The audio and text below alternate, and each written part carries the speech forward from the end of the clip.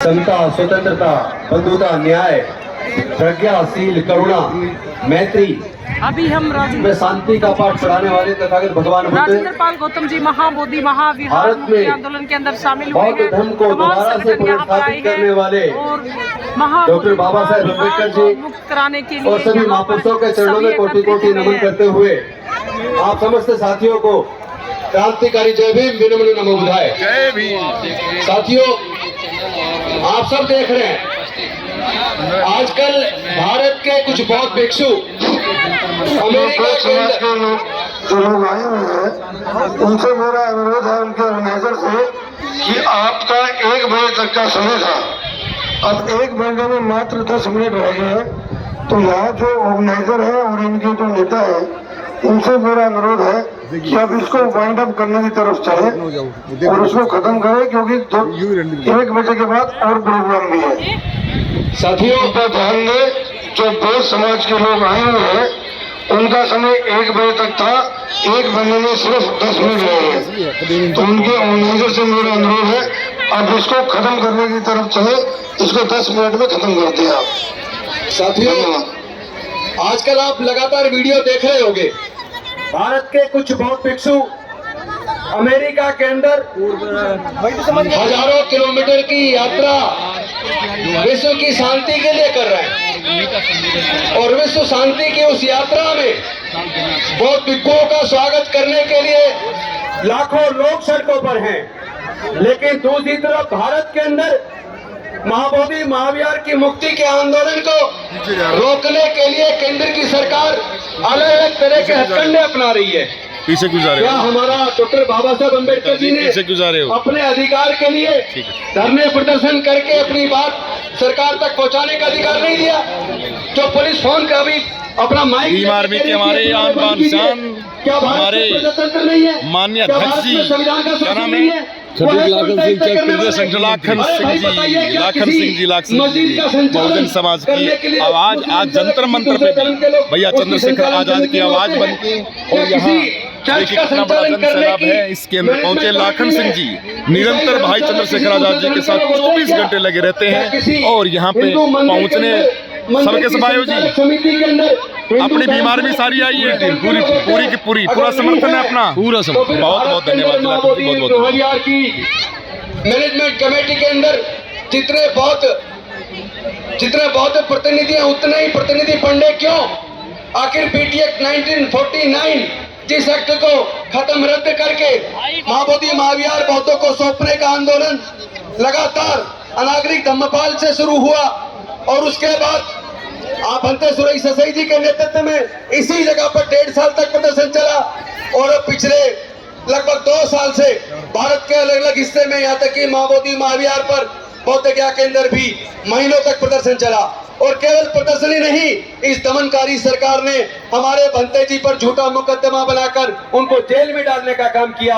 अगर आप सोचते हो कि हमारे लोगों को जेल में डालकर आप इस तूफान को रोक सकते हो, तो ऐसे ये रुकने वाला नहीं है। इस तूफान को रोकने का एक ही तरीका है, महाबोधि महाविहार बौद्धों के हाथ में सौंप दो, पीटी एक्ट को तुरंत रद्द कर दो, अन्यथा अभी तो ये लड़ाई है, आगे और लड़ाई है। अभी देश के कोने कोने के अंदर बौद्ध लोग, अम्बेडकरवादी लोग, संत गुरु रविदास जी को मानने वाले लोग, तमाम बहुजन समाज के लोग इकट्ठा होकर इस आंदोलन को तेज कर चुके हैं। अब ये लड़ाई रुकने वाली नहीं है। हमने तो इसको बकायदा अपने मैनिफेस्टो में डाला था कि अगर बिहार में हमारी सरकार बनी तो हम महाबोधि महाविहार को बौद्धों को सौंप देंगे। अनफॉर्चुनेटली धोखाधड़ी करके जिस तरह वहाँ बिहार में उन्होंने सरकार बनाई है, केंद्र के अंदर भी उन्होंने सरकार बनाई है, अगर वो सोचते हैं दमनकारी नीति से, पुलिस के बल से झूठा मुकदमा बना के महाबोधि महाविहार के आंदोलन को फेल कर दोगे तो आप गलत फहमी के शिकार हो। हम डॉक्टर बाबा साहेब अम्बेडकर के बच्चे हैं, हम डरने वाले नहीं है। हर कीमत पर महाबोधि महाविहार तो मुक्त होकर रहेगा, आज नहीं तो कल। अगर कुर्बानी की ही जरूरत है तो बौद्धों से पहले, बौद्ध भिक्षुओं से पहले उनके उपासक कुर्बानी देने के लिए तैयार है। और हम केवल पॉलिटिक्स नहीं करते, अगर जरूरत पड़ी तो आपका ये डॉक्टर बाबा साहेब अम्बेडकर का सिपाही राजेंद्र गौतम भी कुर्बानी देने के लिए तैयार है। लेकिन महाबोधि महाविहार तो हम मुक्त करा कर रहेंगे, ये लड़ाई चलती रहेगी, क्योंकि ऑलरेडी उन्होंने समय की सीमा कर दी है। इसलिए कहने को बहुत कुछ था, मैं अपनी वाणी को यही विराम करता हूँ, क्योंकि अगर हम ही डिसिप्लिन का पालन नहीं करेंगे तो गलत संदेश जाएगा। बाकी भी बहुत लोगों को बोलना है, मैं अपनी वाणी को विराम देता हूँ। बहुत बहुत धन्यवाद। जय भीम, जय भारत, जय संविधान, जोहार। धन्यवाद गौतम साहब। मैं इसके बाद में राजकुमार सूर्यवंशी से निवेदन करूंगा, 1 मिनट में बात रखेंगे। और हमारे बीच में माननीय सांसद राज्यसभा चंद्रकांत जी भंडारे, इसके बाद में हॅलो सांसद सर्व महापुरुषांना त्रिवार वंदन। तथागत आदरणीय भगवान सांसद गौतम महोदय बुद्ध राज्यसभा चंद्रकांत जी भंडारे, इनसे मैं निवेदन करूंगा कि मंच पे डॉक्टर आके बाबासाहेब आंबेडकरांचा, डॉक्टर बाबासाहेब आंबेडकरांचा सर्वांना जय भीम। महाराष्ट्रामधून कोण कोण आलेलं आहे? मी महाराष्ट्रातून आलेला आहे। सर्वांनी महाराष्ट्रामधल्या सर्वांनी महाराष्ट्रातून आलेल्या सर्व माझ्या माता भगिनींना विनंती, हात वर करा। अरे सारे महाराष्ट्र आ रहे हैं ये। बाबासाहेब आंबेडकरांचा वाह। सर्वात प्रथम हैं? पूरी ट्रेन डॉक्टर आई है बाबासाहेब आंबेडकर यांच्या विचारांना त्रिवार वंदन करतो व मंचावर उपस्थित भिक्षुगणांना नमन करतो आणि ज्या मोदी सरकारला व बिहारच्या सरकारला या आंदोलनाच्या माध्यमातून एकच सांगतो की मोदी सरकार ये तो झांकी है, पिक्चर अभी बाकी है। इसलिए मैं कहता हूँ मोदी सरकार ये तो झांकी है, पिक्चर अभी बाकी है। ये स्टेज से मैं विनंती करता हूँ कि पिक्चर दिखाने की आप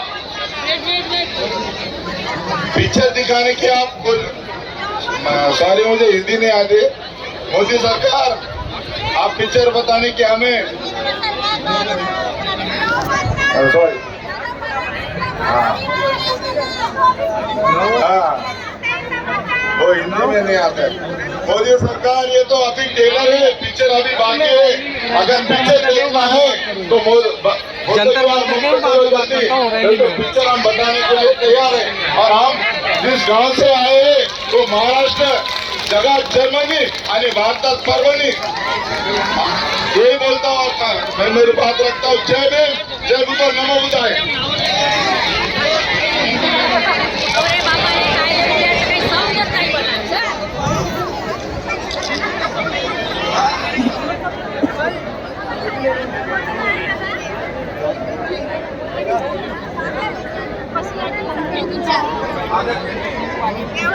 हेलो, आदरणीय भंडारे जी, सांसद राज्यसभा आप सभी को संबोधित करेंगे।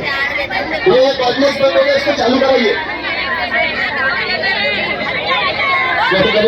महाराष्ट्राचे माजी सामाजिक न्याय मंत्री चंद्रकांत भंडारे तथा राज्यसभा सदस्य या ठिकाणी उपस्थित झालेले आहेत। ते देखील आपल्याला या ठिकाणी मार्गदर्शन करणार आहेत। सर्वांनी ऐकायचं आहे। तालियां बजाकर इनका स्वागत करें, सभी से निवेदन करूंगा। ये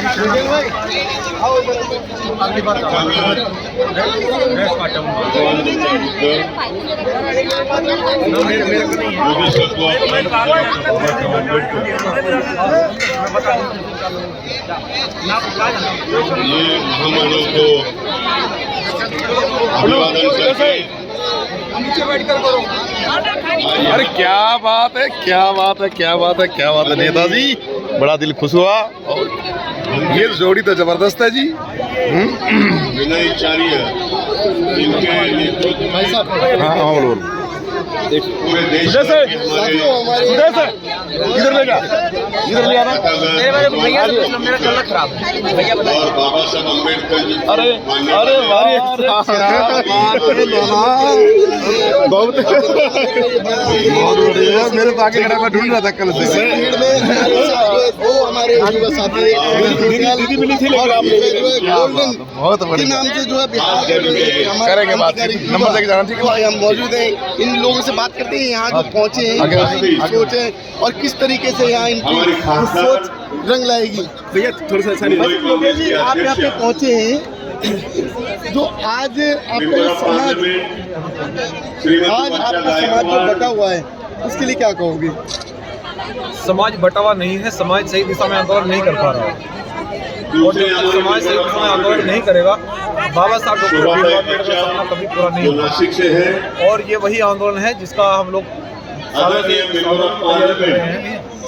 ये 1956 में इस आंदोलन की घोषणा बाबा साहब डॉक्टर अम्बेडकर ने करी। आज आंदोलन को लेकर पूरे देश का बहुजन, जिनको मानने वाले लोग, पूरे भारत के लोग आज दिल्ली जंतर मंतर पहुंचे हैं। और जो अंतर्राष्ट्रीय धरोहर है बोध गया को मुक्त कराने के लिए आज हम लोग यहाँ पहुंचे हैं। और इस आंदोलन की शुरुआत है, और इस आंदोलन को हम जब तक चलाएंगे जब तक बाबा साहब डॉक्टर भीमराव अम्बेडकर का सपना पूरा नहीं हो जाता। इसलिए आप तमाम मीडिया के लोगों से भी हमारा एक आग्रह है कि हमारे मैसेज को आप जन जन तक पहुंचे कि जब तक आप बाबा साहब डॉक्टर अम्बेडकर आंदोलन आगे नहीं बढ़ाएंगे, जब तक दलितों की, पिछड़ों की, अल्पसंख्यक लोगों की हत्या होती रहेगी, बहन बेटियों का अपमान होता रहेगा, जो कौम सोई भी होती है उस पर लाठी गोली चलती है, और जो समाज जगा हुआ होता है वो शेर होता है, उस पर कोई हमला नहीं होता है। भाई आप जगने की बात कर रहे हो, आपका समाज जगने के बाद भी ना सोए के समान ही है, क्योंकि जगह जगह पार्टियों में बटा हुआ है, अलग अलग नेतृत्व कर रहा है, अलग अलग मंच जा रहा है, तो कैसे आप एक मंच पे आओगे? सामाजिक आंदोलन जब तक आप नहीं करेंगे, सामाजिक दृष्टि से जब तक आपकी विचारधारा बाबा साहब डॉक्टर अम्बेडकर की नहीं होगी, जब तक हम लोग देश के बहुत सारी पार्टियां जो सत्ता के इशारों पर खेल रही हैं, जब तक वो लोग बाबा साहब डॉक्टर अम्बेडकर के मार्ग पर नहीं आएंगे, जब तक बाबा साहब नहीं होगा। इसलिए मैं तो एक कार्यकर्ता के रूप में आज बहुत यहाँ पहुँचा हूँ, और इस आंदोलन को हम आगे बढ़ाएंगे जब तक बाबा साहब डॉक्टर अम्बेडकर का सपना पूरा नहीं होगा। हम लोग खून पसीना भी इस आंदोलन के लिए बहाना बना, क्योंकि ये बाबा साहब डॉक्टर अम्बेडकर का आंदोलन है, ये 1956 में चलाया हुआ आंदोलन। ये जब तक बाबा साहब का सपना पूरा नहीं होता, देश बोध में नहीं होता, जब तक ये आंदोलन चलेगा। और आज हम बोध गया मांगने आए हैं, लेकर जाएंगे आज यहाँ से। आपकी अपनी एक पार्टी नहीं है, पार्टियां नई नई बनती जा रही है, नई नई बढ़ती जा रही है, उन नई पार्टियों को कैसे रोकोगे आप? बहुजनों के लिए आंदोलन कर रहा है मंजीत नौटियाल, बहुजनों के लिए आंदोलन कर रहा है, लड़ रहा हूँ मैं उनके लिए। आप लोगों से मेरा आग्रह है कि आप साथ खड़े हो जाएंगे तो आंदोलन को बड़ी मजबूती से लड़ा जाएगा, यही से लड़ पाएंगे इस आंदोलन को। देखा आपने कौन सी ऐसी लड़ाई है जिसको मंजीत नौटियाल ने नहीं लड़ा? कौन सी ऐसा आंदोलन है जिसमें दिल्ली जंतर मंतर में मैंने अपने जन सैलाब के साथ में नहीं पहुंचा? तो इसलिए मैं बहुजन समाज के तमाम लोगों से कहना चाहता हूँ कि आप लोग प्लीज बस 2 मिनट आइए, 2 मिनट आप दिल्ली जंतर मंतर पर आइए, आप घरों से बाहर निकल कर आइए, बाबा साहब डॉक्टर अम्बेडकर के नाम पर आप घर से बाहर निकल कर आप आंदोलन कीजिए। इसी में हमारी चीज है। उन पार्टियों को एकजुट कैसे करोगे? आप बार-बार एक ही सवाल रिपीट कर रहे हैं। मैंने कहा कि हम सामाजिक आंदोलन चला रहे हैं, सामाजिक आंदोलन के बिना राजनीतिक परिवर्तन नहीं हो सकता है। पार्टी बनाना अलग विषय है और सामाजिक आंदोलन चलाना एक बहुत बड़ा विषय है। सवाल ये मुद्दे वाले पूछ नहीं रहे हैं, जब तक आंदोलन सफल नहीं होगा, जब तक सत्ता में नहीं आएंगे सर, आपको मार दिया जाता है, आंदोलन करना पड़ेगा, जगाना पड़ेगा, बताना पड़ेगा कि कौन सी विचारधारा पर हम लोग की सरकार। जो मुद्दा है यार वो सवाल ही। गोल्डन भाई आपका क्या कहना है?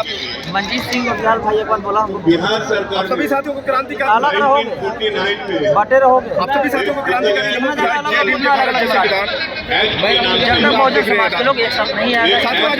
न्यू दिल्ली के आपको बता दें साथियों कि भाई अभी जो बीएसपी के राष्ट्रीय अध्यक्ष जो कि आपकी 4 बार थी नाम रही है, जो है इस पार्टी सत्ता से जैसा कि भाई ने शुरू से संघर्ष किया है, एक महाबिहार ब्राह्मणों से मुक्त कराने के लिए कदम में कदम मिलाकर उन्होंने साथ दिया बनाने के लिए हम 2006 से मेहनत कर रहे हैं। जो बिहार से सत्ता से गई है बीएसपी कल से लेकर स्वीकार करने के लिए तैयार नहीं है। यूजीसी क्या करें लागू करने को लेकर हम लोग सामाजिक आंदोलन चाहते हैं कि सरकार में बिहार को, लेकिन वहाँ कराने को लेकर जिस प्रकार से संघर्ष कर रहे हैं बहुत सारी चीजें क्रिएट हो रही है, ऐसे सरकार में नहीं आ पाए।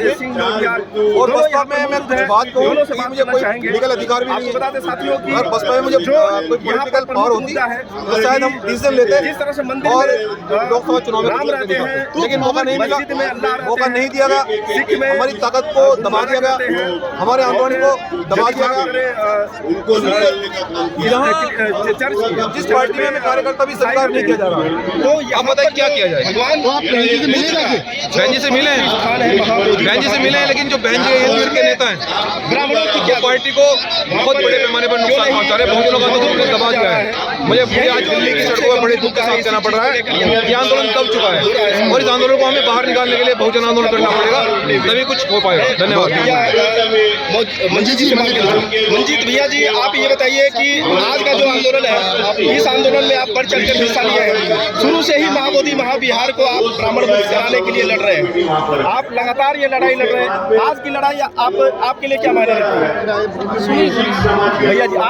आज जो आंदोलन है, ये विशाल महा आंदोलन आपने जो महाबोधि महाविहार जंतर मंतर पर आए हैं, आज निर्णय की स्थिति होगी। आज हम बहुत बड़ा फैसला लेंगे। जब अयोध्या पर फैसला हो सकता है, जब राम जन्मभूमि पर फैसला हो सकता है, मथुरा काशी पर फैसला हो सकता है, तो अयोध्या अंतर्राष्ट्रीय धरोहर है।